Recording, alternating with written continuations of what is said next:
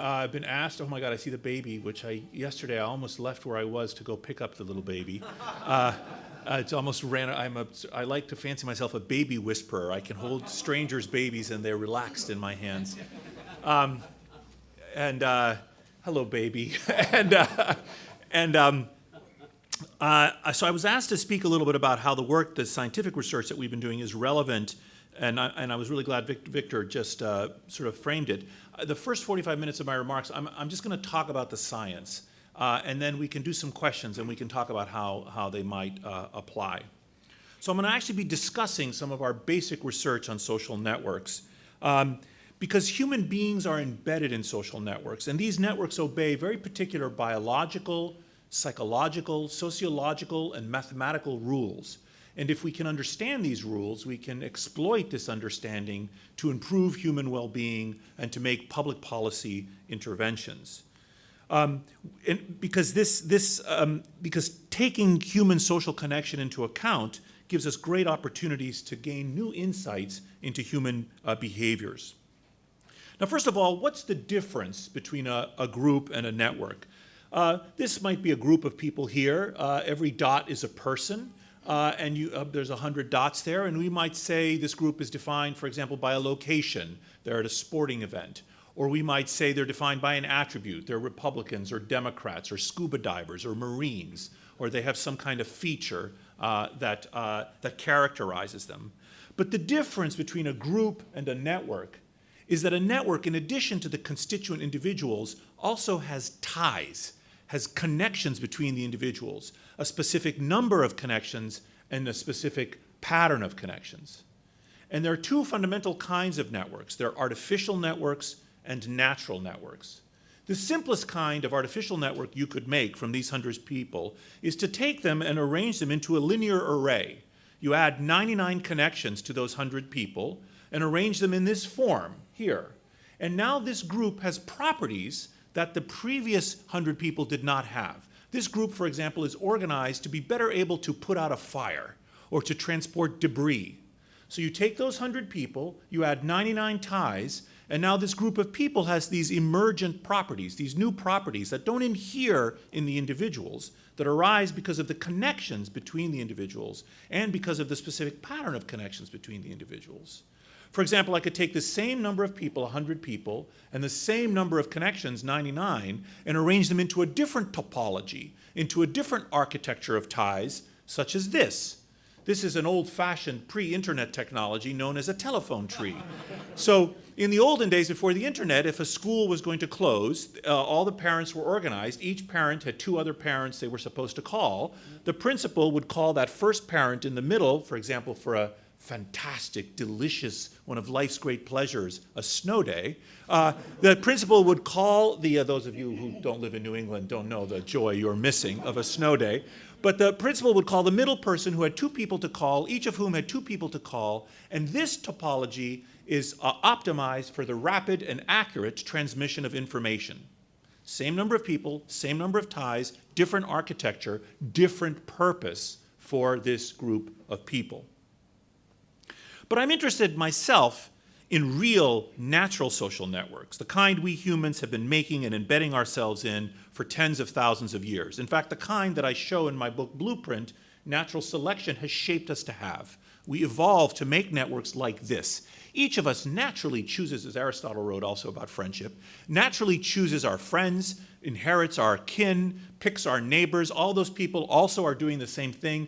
And we organize ourselves into this beautiful thing, this feature of the natural world, these social networks. Every dot is a person, every line is a connection between two people. And we proceed to live out our lives within this fabric, within this social fabric, and your location within this fabric is deeply connected to your fate in life, as we just saw with the COVID epidemic, right? Your probability of getting an infection, for example, depends on where you are in this network. Your probability of being exposed to an idea depends on where you are in this network, as these germs and ideas flow through this network in ways that I'll show you in just a moment. And these networks are, to my eye, intricate things of beauty. And they are so elaborate and so complex and so ubiquitous, in fact, and have such a particular and regularly seen topological architecture that it has to be the case that their structure and function are not a coincidence.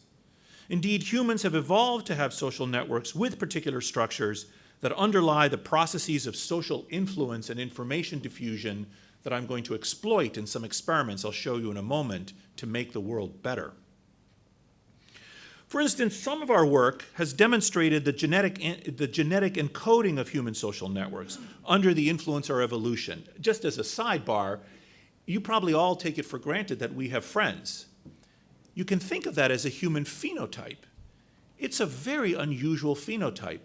A friendship you can define technically as the long-term, non-reproductive union with unrelated conspecifics, right? So you have a long-term relationship with someone who's not genetically related to you and not for the purposes of reproduction. That's a friend, okay?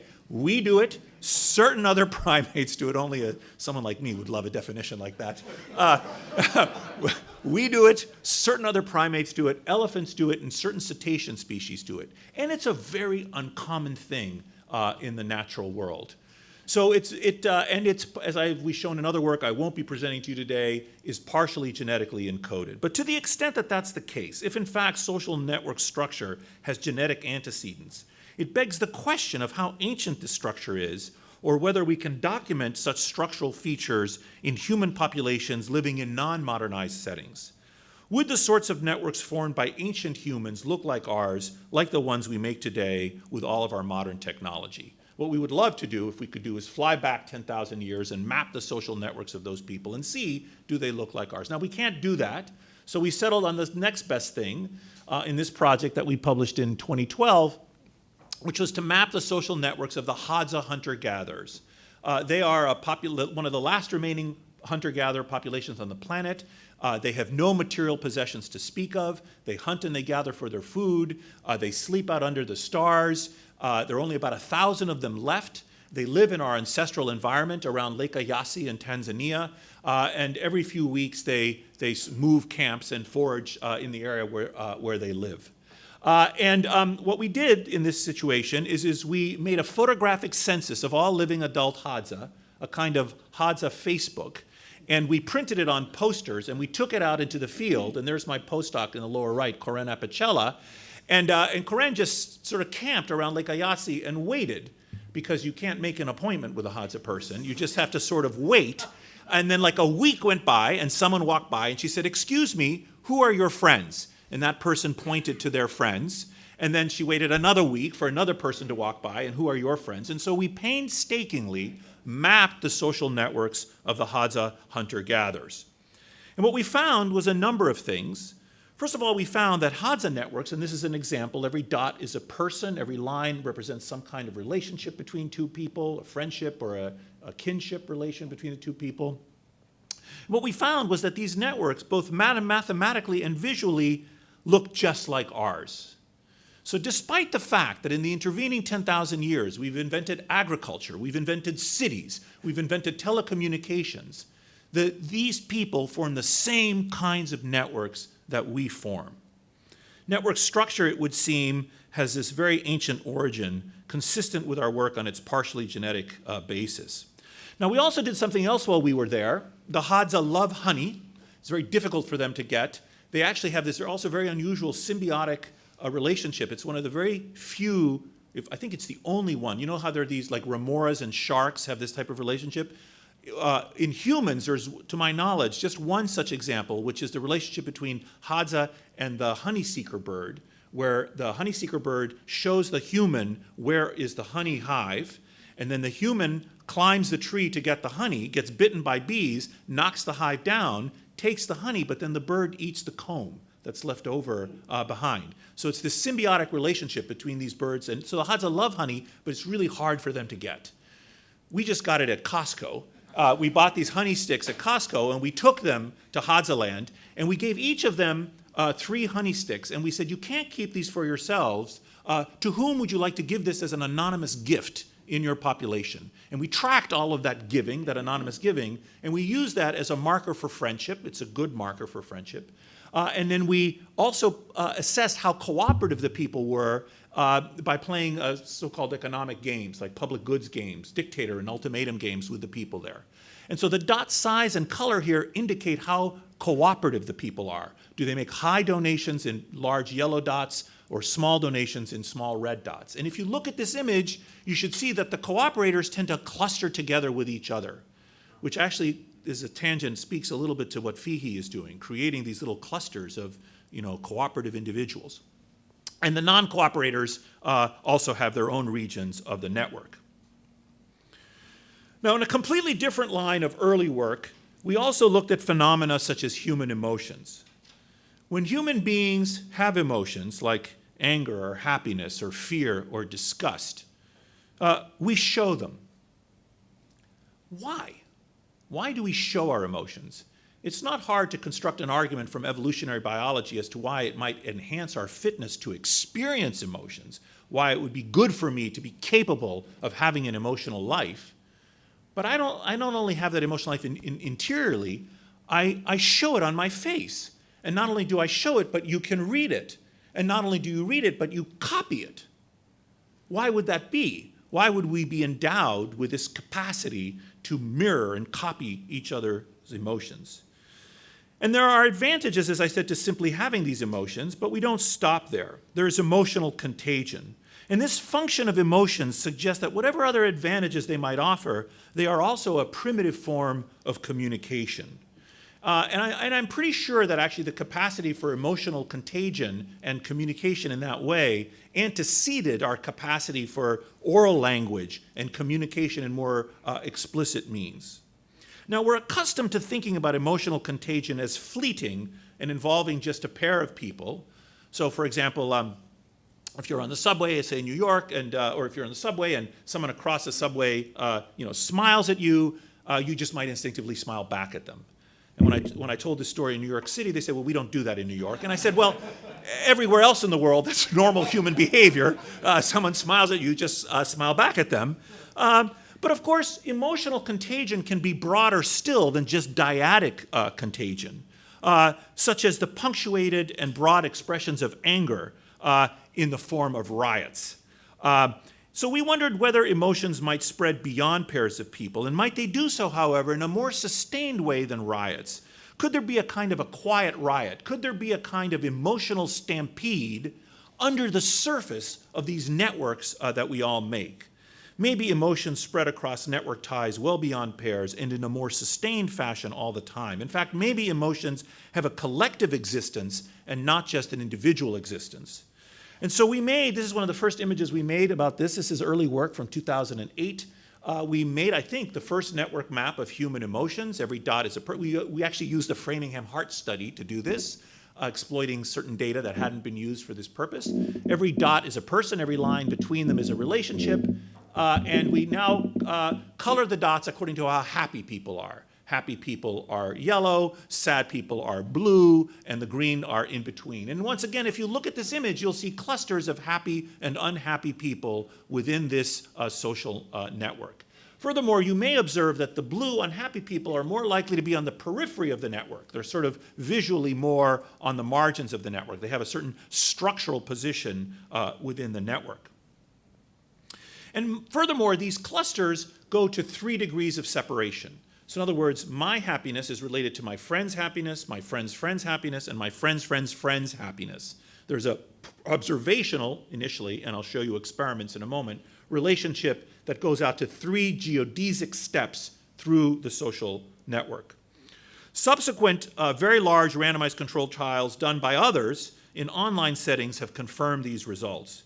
People's attitudes, decisions, and behaviors depend in quantifiable ways on the attitudes, decisions, and behaviors of others to whom they are directly or indirectly connected. And as I said, empirically, this often stretches to 3 degrees, and it's not just restricted to emotions. Many other phenomena, we and others have shown, do this. And a key idea about social networks is that social networks magnify whatever they are seeded with. Social networks magnify whatever they are seeded with. They will magnify, but they're agnostic, right? It doesn't matter. They will magnify fascism and violence and misinformation and COVID. But they will also magnify love and kindness and happiness and ideas.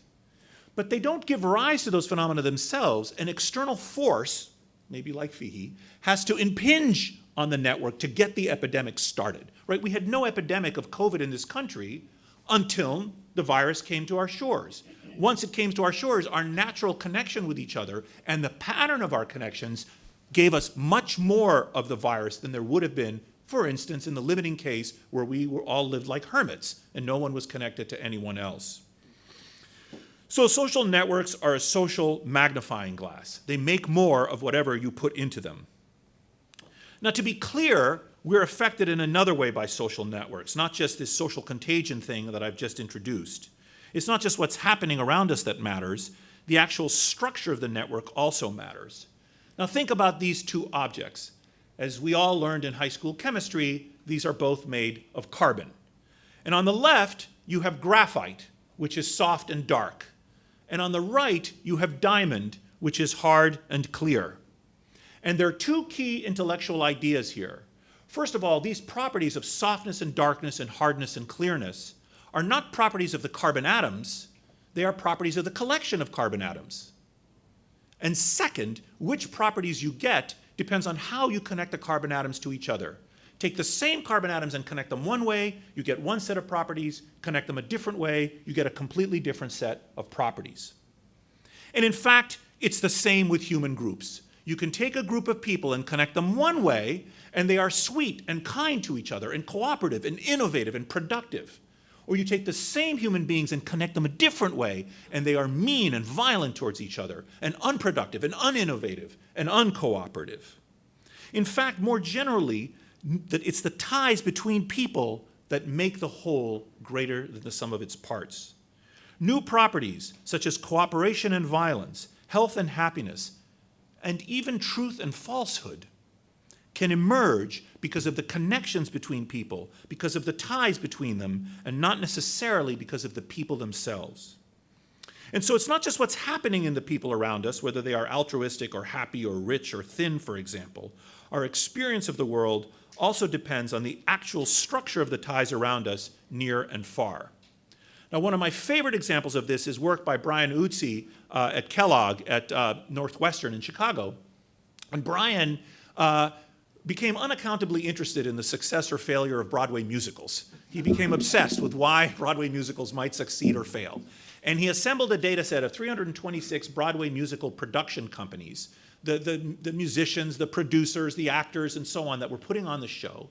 And he mapped the networks of these Broadway musicals. Now, in the cartoons here from left to right, I imagine that there's a group of 6 people that's putting on a show. And in the far left, you have a person in the middle that's connected to 5 other people. And you can compute a property called density, which is the fraction of ties that could exist that do exist. So among those 5 times 4 divided, among those 5 people, there are 5 times 4 divided by 2, 10 possible connections on the far left, but 0 of them exist, so you have 0% density. And in the next cartoon over, 4 of the ties exist, and that's 40% density. And in the next cartoon after that, all 10 of the ties exist, that's 100% density. And then what Utsi did on the far right is he plotted on the x-axis the density of the Broadway musical production company, and on the y-axis, how successful was the show, which he quantified either as the amount of money made in the show, and you probably all know this, it costs like $100 million to put on a show or more, and then it could make billions or it could be a flop, right? So it's a very high risk kind of activity. How much money or the fraction of positive reviews on the y-axis. And he found that at low density, if nobody knew each other from before, the show was a flop. And at the other extreme, if everybody knew each other from before, the show was a flop. Optimal performance was in the middle range of density, where some people had worked together from before and knew how to get along, and other people brought new creative ideas into the group that made the effort more innovative. The point here, however, is that the structure of the network is important. It's not just the constituent people. It's the organization itself that can have value. Now, experiments in our laboratory over the last 20 years have identified, and that, by the way, I just spent, 20 minutes, and I gave you an introduction to like 15 years of my life, and only just like a smattering. And now I'm going to come up to the last 10 years, with my remaining time and just show you some experiments that we've been doing in my lab, in the field, in online settings, in different sorts of ways, exploring how to exploit some of these ideas, how to intervene in networks so as to affect public policy and use social networks for good. So there are three kinds of ways we can intervene in networks. One is to manipulate contagion, which is to change the flows, okay? So that is, given this particular structure of friendships in this community, for example, who among you should I infect with a, if I'm a bioterrorist, with a pathogen such that, all of you will get sick, right? I want to manipulate the flow of something through the network in order to, get more of that, optimize its flow. The second idea is connection, or change the structure. And you heard some examples both last night and this morning by Louise of things you are doing, actually, to create new connections between people, to turn the graphite into diamond by fostering connections that give rise to new properties like free thinking, for instance. If we can connect these people together, maybe they'll be freer thinkers. It won't be so doctrinaire, what Robbie does fantastically well. So this is changing the structure, okay? So this is manipulating the topology of the network. That's the second kind of manipulation or intervention. And the last is our latest work, also involves some of our work with artificial intelligence. It's a little bit more subtle, and is to manipulate the position of people within networks. Now, the easiest example of this is imagine you are a classroom teacher, and you have 20 desks in front of you that are nailed to the floor. And the position of those desks defines the architecture of the network. Each desk has their neighbors. It's connected to the desk in front and behind and to the left and the right. So there's a topological pattern of the desk arrangement, but no one's sitting in the desks. And outside the classroom, you've got 20 students of differing abilities. The question is, where should you seat the students in the desks to maximize learning in the classroom? For example, should you put the smart kids in front or in the back, or should you randomly assort them? So it's the same students, it's the same structure of the network, but different positioning of the students within the network can affect this emergent property. You might get more learning through just manipulating where you put people, the same people, in the network. You don't have to inject new ideas into the system. You can take the existing ideas, but by thoughtfully arranging them, you can create a better outcome. Let me give you some examples of our results in a broad range of experiments we've been doing. This was our first experiment, published in 2010, and Victor alluded to it earlier. This was our first experiment to isolate social contagion. In this experiment, groups of college students were brought into the laboratory. They were strangers to each other, and they were randomly assigned to groups of 4 people. And they were given some money to play a public goods game. So you 4 would be in a group. I give you each some money. I say, if you contribute $1 to the group, I'll double it. And then those $2 will be divided amongst the 4 of you. So the group as a whole has gained wealth from your contribution, but you only get back 50 cents for the $1 you contributed. So you can immediately see the trade-off here. You want to be selfish and not contribute and just exploit the altruism of your confreres. So they're generous to you, but you're not generous to them. But of course, if everyone does that, the group collapses, right? As Louise was saying, you have to get started somewhere. Someone has to do something to, get it going. So the optimal outcome is if everyone is maximally generous, then you double your wealth at each round. You're getting more money at every round, okay? So what we did in this experiment, and there's a huge industry of scientists that have been studying the origins of cooperation and the emergence of cooperation, evolutionary biologists, psychologists, physicists, people like me, obsessed with the origins of cooperation. But they've been looking at things like direct altruism, like I'm kind to you, and then you reciprocate that kindness. Or I'm kind to you, and then Michael is kind to me, maybe because he wants to reward me for being kind to you, or maybe because he's detected that I'm a kind of guy by watching what I do to you, so now he's nice to me, expecting me to reciprocate to him. That's called indirect reciprocity. But what we were interested in was neither of those things. We were interested in the contagion of altruism, in the contagion of reciprocity. So if I'm kind to Robbie, is he kind to Louise, and then Louise is kind to James? And that's exactly what we were able to show. We created artificial linear networks because A, B, and C, and D in the upper left were put into a group of 4. Then a bell would ring and people would be randomly assigned to new people. And then the bell would ring and then be randomly assigned to new people. And we created simple linear networks of sequential interactions of people. And what we were able to show was that if Eleni is kind to Lucas in period 1, Lucas was kind to Erica. This is highlighted in the red geodesic spread, the network spread of altruism. If Eleni is kind to Lucas in period 1, Lucas is kind to Erica in period 2, Erica is kind to Jay in period 3, and Jay is kind to Brecken in period 4. Now, this is one of the more bizarre results to come out of my lab in the last 20 years. Because what I've just told you is that how Jay treats Brecken depends on how Eleni treated Lucas, even though neither Jay nor Brecken ever saw or interacted with Eleni or Lucas. And here shown experimentally, it's not an artifact of the world, we induce this phenomena. So how you two people treat each other depends on how those two people treat each other, even though neither of you know either of them. So pay it forward is real, can be induced in the laboratory and shown in this fashion. And this phenomenon, the pay it forward phenomenon shown in red, is distinct from the temporal persistence of the altruism, such that if Eleni is kind to Lucas in period 1, Lucas learns to be kind. And he's kind to Erica in period 2, and Lysander in period 3, and Bemi in period 4, and so on, highlighted in yellow, the temporal persistence. In fact, what you find in this experiment is that for every extra dollar Eleni gives Lucas, the network magnifies what it's seeded with, functions as a kind of matching grant. It creates 2 extra dollars of downstream wealth for every extra dollar Eleni gives Lucas. If you fold back all the downstream goodness, it comes back in that fashion. Now, real-life networks, of course, are not simple chains. They afford people within them different possible structural positions. This is some very basic network science that I'll introduce you to now. This is a real social network of people. Every dot's a person. Every line is a friendship connection between the people. There are about 105 people on this image. And you should visually be able to see that different people have different positions within the network. And you can quantify this. For example, node B in the upper left has 4 connections, and node D in the far right has 6 connections. This is known as the degree of a node, the number of connections that a node may have, and we all vary in this regard. Now, most people know this about themselves. For example, you have 10 friends, you have 6 friends, I have no friends. People know this about themselves. But there are also other properties of the network that you might not be able to appreciate about your position within the network. More complex properties. For example, if you look at nodes C and D both have 6 connections, but we, with this bird's eye view of the network, can see that C and D are very different.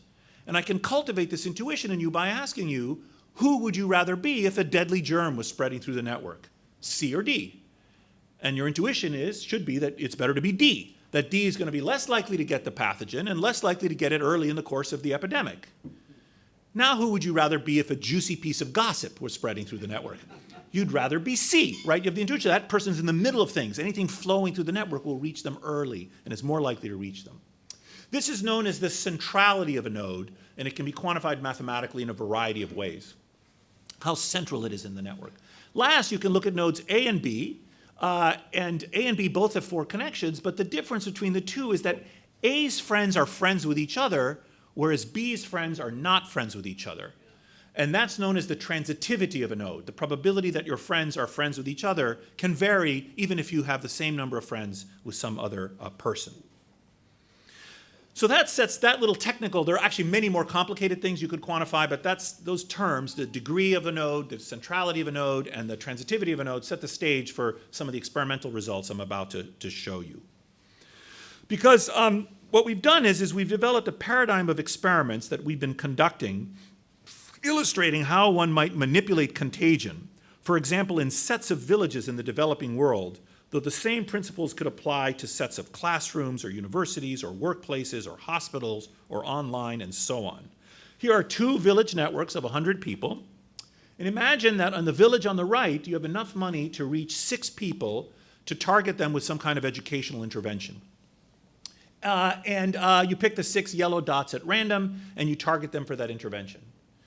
Now, the usual perspective in public health is, and Tyler Vanderweel and I have actually written a little bit about this, the usual perspective in public health is that you come back like a year later and you check what fraction of the 6 people have responded to you've taught them to breastfeed their children or to use latrines or to vaccinate their kids or whatever. You see, okay, I taught these 6 people to do something, what fraction of them have done it? And you might find that 3 of the 6 have adopted the intervention that you gave them. But that's not what I'm interested in. I'm not interested in response to treatment among the treated. I'm interested in response to treatment among the untreated. I want to know, what does everyone else in the village do when you give those 6 people the intervention? And maybe in the village on the right, you give those 6 people the intervention, 3 of them adopt, and they persuade 3 of their friends to adopt, for a total of 6 people in that village on the right adopting the practice. And then in the control village, where you did nothing, on the left, maybe 2 people by random chance or secular change adopt the intervention. But your mind should be racing now to think, well, maybe I don't have to pick the 6 people at random. Maybe there's some shrewd way I might pick these 6 people, for instance, as shown now, by being more central in the network. Maybe now I pick these 6 people, again, 3 of the 6 adopt, but they persuade 30 of their friends to adopt. Same village, same intervention, same number of people targeted, 10 times the effect because of the procedure you use to select the individuals that you target for the intervention. And then we can experiment with different algorithms for picking such potentially influential nodes. Now, one of the algorithms, of the several algorithms that we have been exploring, involves something known as the friendship paradox. You see, it turns out that mapping a network is not always feasible. It can be expensive or impractical. So how could we identify influential individuals without having to map networks for the whole population? And as I said, it turns out there's a mathematical fact about social networks called the friendship paradox that is summarized in the observation that your friends have more friends than you do. Did you know this? Your friends have more friends than you do. Your sexual partners also have more sexual partners than you do. And the thing that really pisses me off is that my co-authors have more co-authors than I do. So that's a general property of human social networks. It's a mathematical feature of any network, like a human network, where there's technically what's called a variation in the degree. Let me cultivate some intuitions in you about this. Imagine, for example, this is a real network. You should be able to see that for the boundary condition, for all the nodes on the very edge of the network, it's a necessity that their friends have more friends than they do. For example, if you look at the node on the far right, they have 1 connection. That's the person 1 degree in. But that person has 2 connections. Or the person on the yellow dot on the bottom, that person has 1 connection, but their friend in orange has 8 connections. So you should have the intuition that at least for the people on the edge of the network, all of them, their friends have more friends than they do. And it turns out that this is the case throughout the whole network. On average, your friends have more friends than you do. And the beauty of this is it means that we can find the orange dots who are more influential without having to map the network. We can go into a village, pick people, have them tell us who their friends are, pick one of those friends at random, and give them the intervention with the same budget, and then have much more of an impact than if we had treated the original people. Now, we've shown this in a variety of ways, in a variety of settings. I'm just going to show you one of our projects where we've been working in rural Honduras. This is a very poor part of the world. People here live on about $2 a day. And our questions were, how do we move a whole village, and not just individuals, to change their behavior? Given a budget constraint, who do we target? Who creates the most spillovers to untreated people, and how can we exploit this? Now, our first project using this approach used 5,000 people in 32 villages, and it was published in The Lancet in 2015. But with the support from the Gates Foundation and a little bit of support from the Templeton Foundation and the NOMIS Foundation and the Robert Wood Johnson Foundation and the federal government and God knows anyone else, we were able to expand this and just complete a mammoth randomized controlled trial of over 30,000 people, there were 30,000 in the population, 24,000 were in our experiment, in 176 villages. These are very isolated villages in the western highlands of Honduras, very difficult to get to. And in this experiment, what we did is we randomly assigned the villages to 11 villages in each of 16 cells. We had what's known as an 8x2 factorial design. We had 8 targeting percentages. We randomly varied what fraction of the people in the village did we give the intervention to. 0%, 5%, 10, 20, 30, 50, 75, or 100%. And how did we choose those people? Did we pick them at random, or did we pick them using the friendship nomination technique?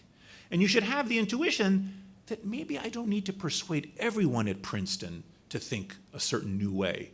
Maybe if I get 10% or 20 or some definable percentage of people, that would be as effective as if I attempted to reach everybody. I wouldn't need to spend the effort to reach everybody. I could actually create a calibration curve that would tell me what's the fraction that I need to reach to get the same impact.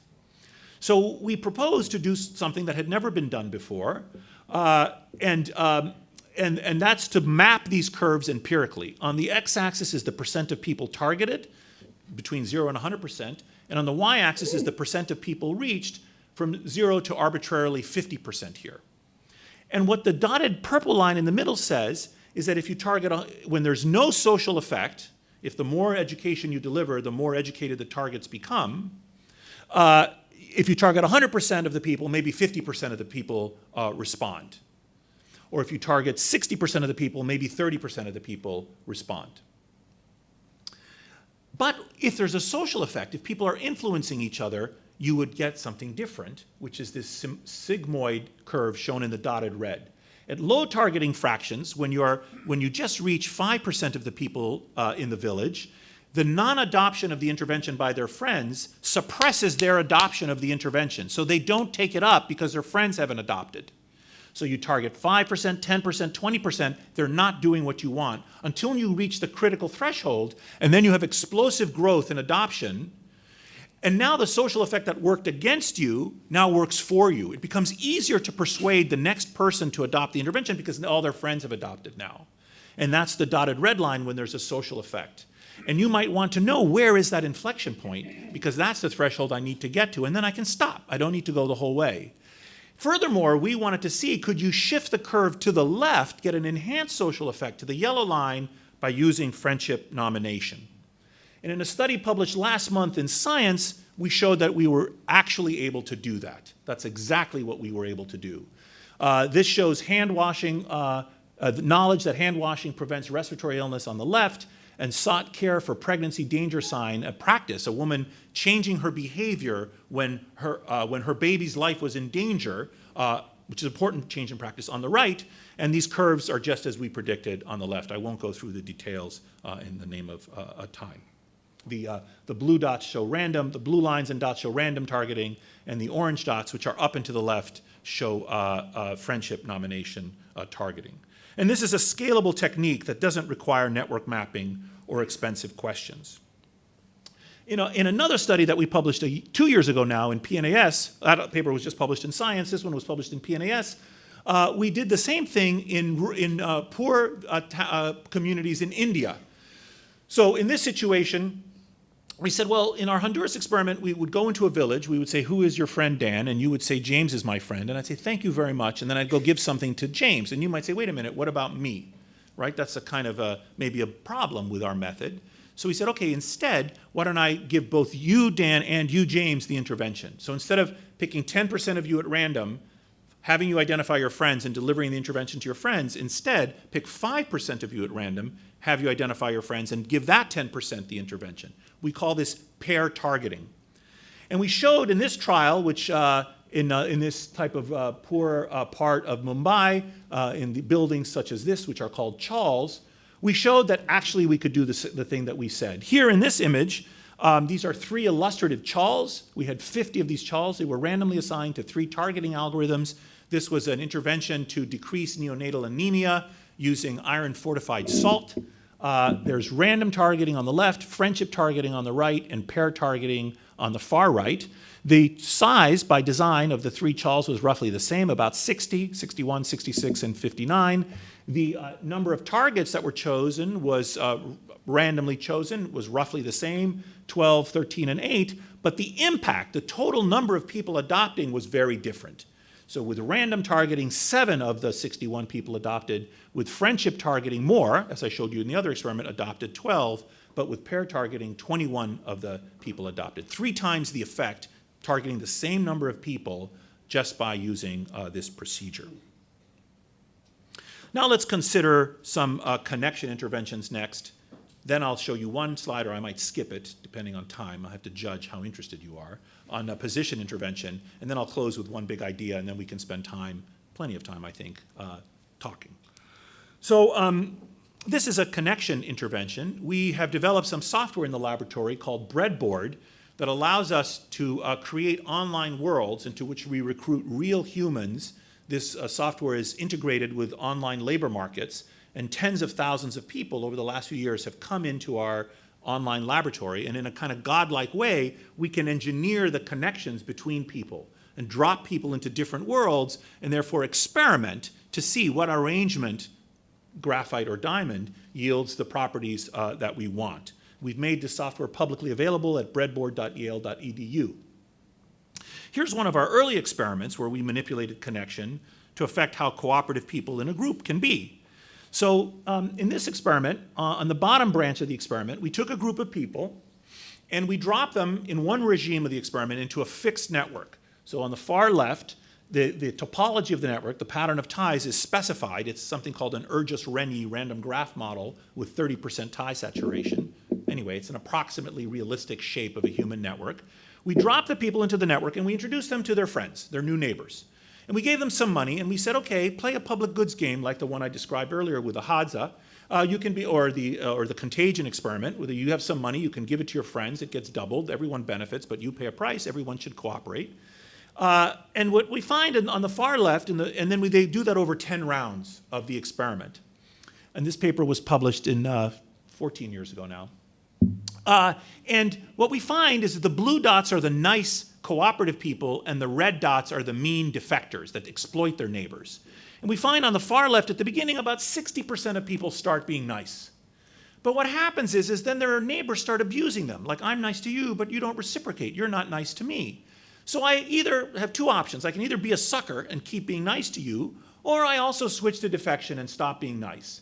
And what you find on the bottom is that over time, we replicated a result shown by many other scientists, which is that cooperation disappears from the system.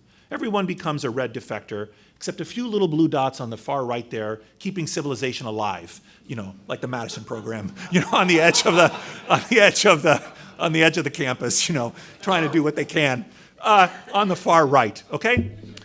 Now, in a different branch of the experiment, we flipped a switch and we manipulated the rules for connection. And now, in addition to whether you chose to be kind or not to your neighbors, you also could choose whether to stay connected with them at a certain low percentage. So we changed the topological regime, the rules of connection. And what we found in that is that cooperation can endure. And in subsequent experiments, we can even raise it. The point is, I can take you guys, I connect you one way, and you're really sweet to each other. Or I take you same people and I can prove to you that I can do that, connect you a different way and you're mean sons of bitches to each other. Same human beings, different connections give rise to different properties. So cooperation and altruism are not just properties of individuals, they are properties of groups which relate to the structure of those groups, which structure can in fact be engineered. I'm gonna skip this next result in the name of time, but we tested in a subsequent experiment the precise amount of rewiring that is needed to optimize human cooperation, and the relationship is parabolic, both no social fluidity and too much social fluidity reduce cooperation. It's middle ranges of social fluidity that are optimal. I can see some of you, should I show you these results? Yeah? Okay. Can I have an extra 5 minutes for my talk? Sure. Okay. All right, then I'll relax and I'll tell you these results. So in this experiment, we did another experiment where we swept the parameter space of the rewiring rate. So the rewiring rate is the rate at which you can change your connections, okay? So on 0% means you're fixed, your network is stuck, no change is possible. And 100% means that at every time step, you have all new connections. This round of the game, you have these 4 people, next round, some other 4 people, not the same people. And then everything in between. And on the x-axis is this rewiring rate, and on the y-axis is a regression-based estimate from the data of the change in cooperation in the human beings. And the important part here is that this is a parabolic relationship. So at low rates of rewiring, no one is nice to each other. And at super high rates of rewiring, people aren't nice to each other. And optimal niceness is in middle rates of social fluidity. This is a parabola like the transitivity result I showed earlier, but it's a completely different result. It just happens to be a parabola again. It's not the same thing. Density and rewiring are different phenomena on the x-axis. Now, and this, I think this actually relates to some social institutions we have in our society. So think about marriage and divorce. In a society in which divorce is impossible, if your spouse abuses you and is mean to you, and you're stuck with them forever, your choice is either to continue to be nice to this person who's taking advantage of you, or to also become a jerk And so the quality of that marriage and the niceness of the people goes to zero. Conversely, at the other extreme, if every day you have a new spouse, if divorce is trivial, then you also don't make an investment in your spouse. The optimal behavior is found where divorce is difficult but not impossible, right? You want something in the middle range, which sort of encourages niceness in this type of relationship. And many social institutions are actually organized to move us into that sweet spot of social fluidity. Consider, for example, another example, which is the home mortgage deduction in our society, right? If you were in a world in which you could never leave your home, you just were stuck in this home, like in Russia. This is your apartment, and you have this apartment for the rest of your life. And then now your neighbors, they throw garbage in the hallway and they put graffiti in the halls. And then initially you start by cleaning it up, and then after a while it's pointless, so you stop cleaning it, and the whole commons collapses. Okay? Or imagine now that in fact every day you have a new neighbor, right? Why would you shovel the snow of your elderly neighbor if the next day it's a different neighbor and you shovel their snow and then another neighbor? What you want is you want some incentive for people to stay put, but you don't want it so that they can't move, right? You need a regime of public policy that moves people into the center range of social fluidity, for example, like the home mortgage deduction and other policies we have regarding neighborhoods in our society. And you can think about institutions along those lines in a variety of ways. We actually had an editorial in the Financial Times when this paper was published a long time ago, and they gave it because those of you who know, when you write an op-ed, you don't get to pick the title, and the writers at the Financial Times gave the title to our paper, "Leave the Deadbeats Behind," is a title they gave to our essay, which I didn't like, but anyway, that's the title they picked. All right, let me show you one last experiment, and then I'll close with some big ideas, and then we can move on to questions. This is an experiment involving the manipulation of position, which I mentioned earlier, and also exploring some new ideas regarding artificial intelligence that we've been doing in the lab. This paper now I've brought you forward to 2017. So in this experiment, what we did is we used a paradigm known as the color coordination task, borrowed from computer science. It's a so-called graph coloring problem. Some of you may know this. We put people in a network, and we said, the task for this group is for everyone in the group to pick a color dissimilar from their neighbors. If you are all able to color the graph, if at the end of the allotted time each of you has a color that's different from their neighbors, you all get paid. Otherwise, you get nothing. So the group had to coordinate, had to work together to solve a problem, to color the graph. And here there are three colors, orange, purple, and yellow. On the far left, we drop them into this graph. They are randomly assigned a new color. They look at their neighbors and they say, oh my God, I'm in conflict with this guy, but not with this guy. For example, in the upper left node, you can see there's an orange dot at about 10 o'clock, and he's connected to another orange dot at 11 o'clock, and then a yellow dot towards the middle. If he changes, to purple on the far left, then he'll have solved the problem locally. He'll have made sure he's not in conflict with any of his neighbors. And so everyone starts doing this and changing their colors. Okay, trying to solve the problem, given the information they have, given their local interactions. They have 5 minutes to solve the game. On the x-axis is time. On the y-axis is the objective function, which is the number of color conflicts.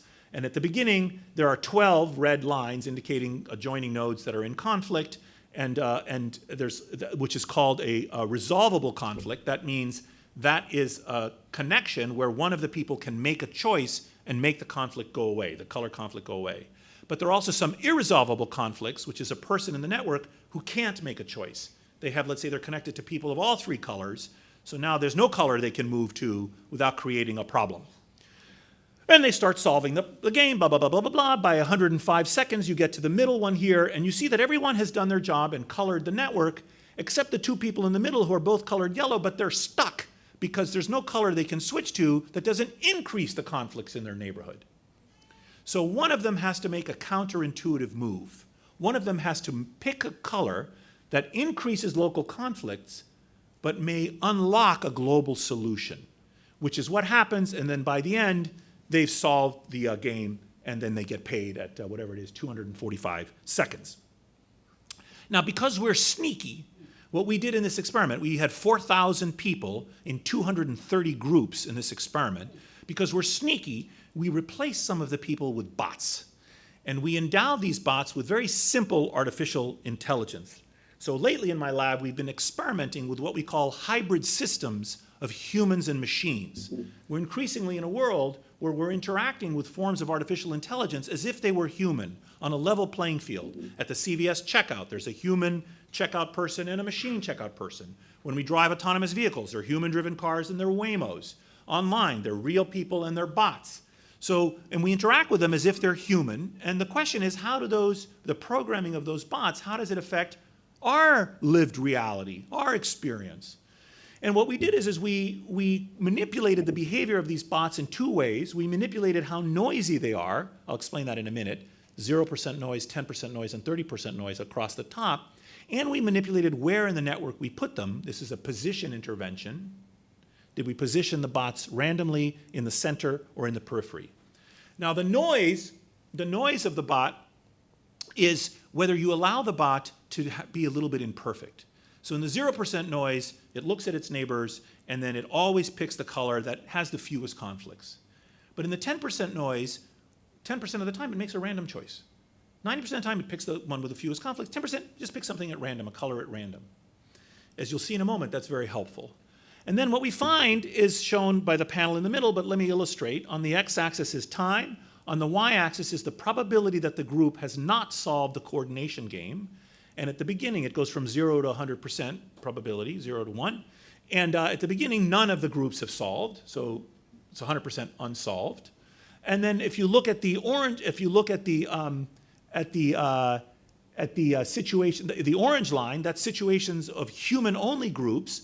Across time, the groups solve the game, so that by the end, about 60% of the games of the groups are able to solve the game, as shown in the declining orange line. At the beginning, 100% are unsolved. By the end, 60 or 65% of the human groups have solved the game. And in the middle panel, what you find is if you add 10% noisy bots into the middle of the network, you can enhance this performance. And I don't know, 80% of the groups have solved the game. So the simple forms of autonomous intelligence added to these social systems can help the humans to help themselves. And in fact, we have been building on this work and designing and adding simple bots to these other situations involving social dilemmas and collective action problems. And what we want to explore is a very simple kind of programming, what we call dumb AI, that might make them effective. So in my laboratory, we are not inventing super smart AI to replace human cognition.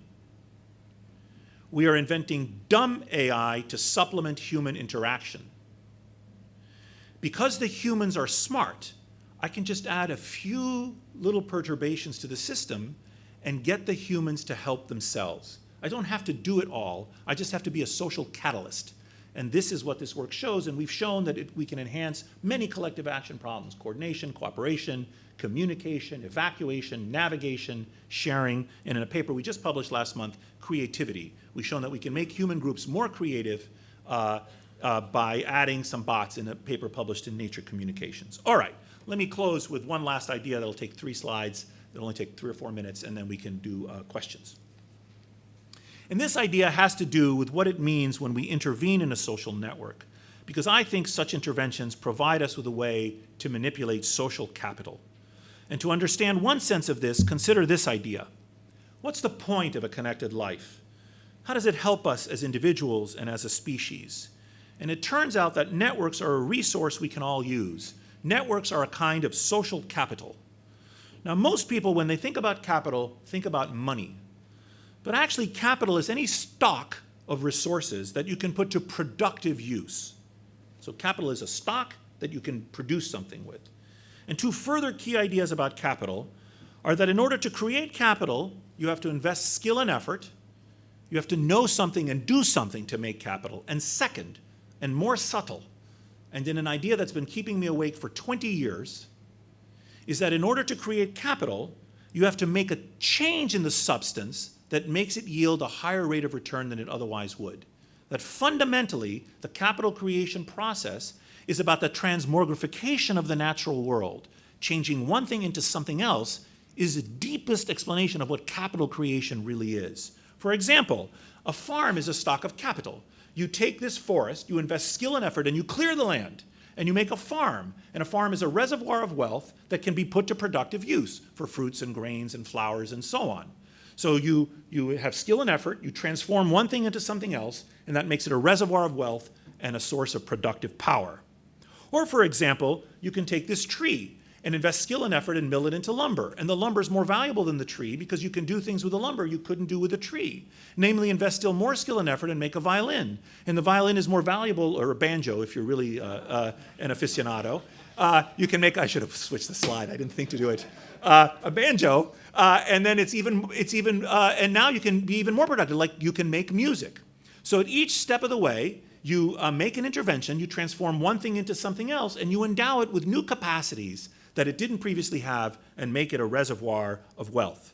So capital is a change that allows a substance to act in a new way, and that's what makes it a store of wealth and a source of productive power. Now, in the 1960s, a key innovation in thinking in the social sciences took place to think about human beings as a kind of human capital. So you can take this dissolute former graduate student of mine on the far left, who's a drunkard, and you can clean him up. Get him to abandon his substance use, and now he's in the middle, and then you can make still more of an intervention and give him a college education at Columbia, those of you that recognize the blue thing there.